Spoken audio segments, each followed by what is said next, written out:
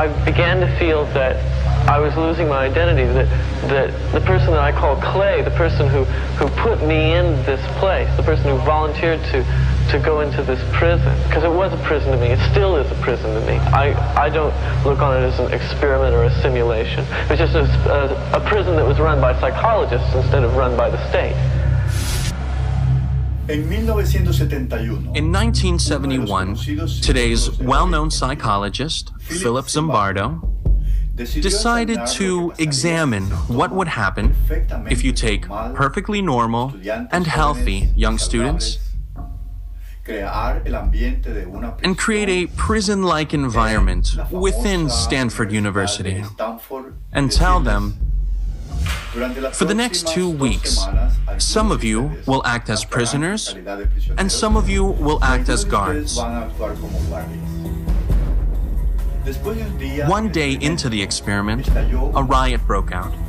The guards began humiliating the prisoners. They used physical punishments. Some became extremely sadistic. The prisoners began to have emotional breakdowns.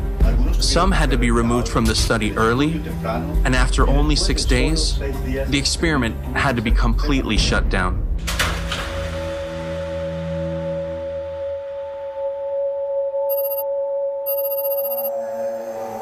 I had really thought that I was incapable of this kind of behavior.